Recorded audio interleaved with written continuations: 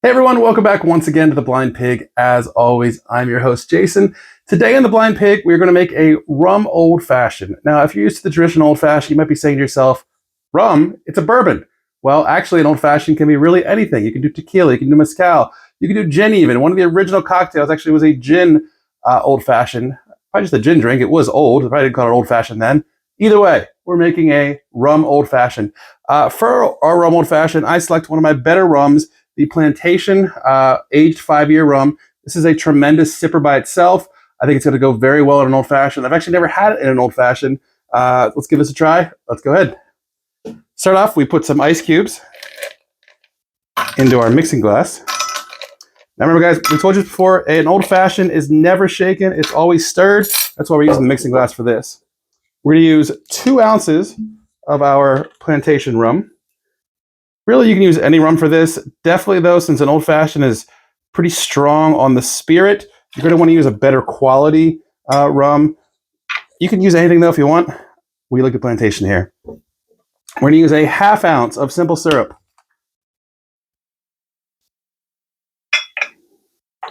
That's an ounce jigger, so that's about a 1/2 ounce there.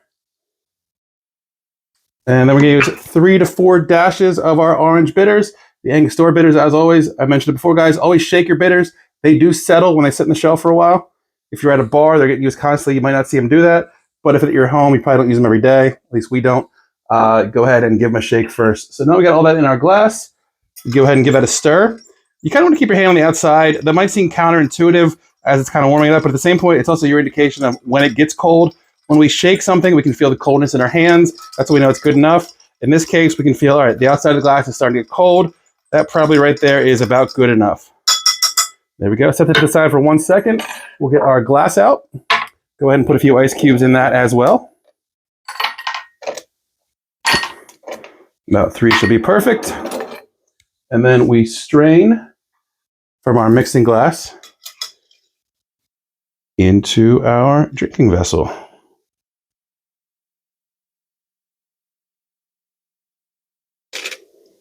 Just like we finish off our regular bourbon old fashions that we made on the channel before, a squeeze of orange always is the way to go. You squeeze the peel, actually. You don't squeeze the fruit.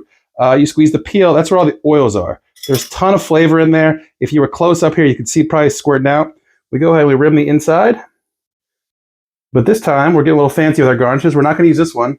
We actually made a little heart garnish. We'll probably do another video in the future showing you how to make some cool garnishes. This one's super easy to do. Guys, I'm all thumbs over here. Even I can do this. So we'll go ahead and toss that in there.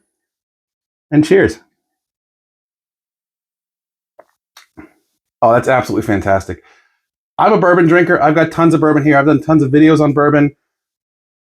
This might be one of my favorite old fashions I've made yet, guys. So thank you for watching, guys. I'm going to keep drinking this one for sure. Please subscribe. Give us a follow. Give us a like. Leave a comment below. We'll see you again soon with The Blind Pig.